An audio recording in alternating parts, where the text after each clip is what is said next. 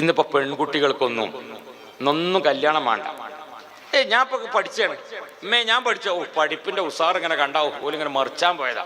BEdും PG ഒക്കെ ഇപ്പൊ കൊണ്ടുവരും ഒന്നായിട്ട് ഇപ്പൊ ഹോൾസെയിലായിട്ട് ഇത് എത്തി പഠിച്ചോ.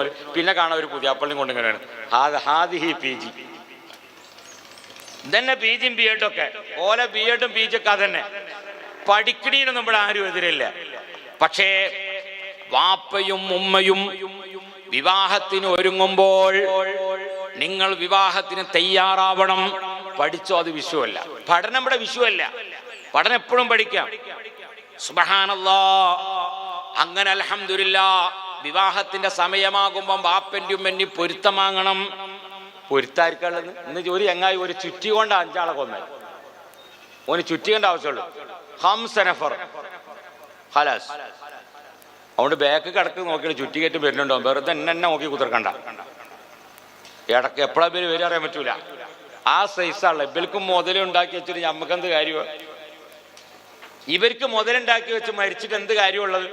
എല്ലാം ഇങ്ങളെന്നെ അടിച്ചു പൊളിച്ച് മരിച്ചോളി. മക്കളോട് പറയാം, മാണെങ്കിൽ നയിച്ചോളി. ഇത് ഞാൻ ഇനി ഒരു ബഗ്ദാദിക്ക് എനിക്ക് പോകാണ്ട്, ഈജിപ്തിക്ക് പോകാണ്ട്, അതുപോലെ തന്നെ ഷാദുൽ ഇമാമിന്റെ ഹദറത്തേക്ക് പോകാണ്ട്, ഷാഫി ഇമാമിന്റെ ഹദറത്തേക്ക് പോകാണ്ട്.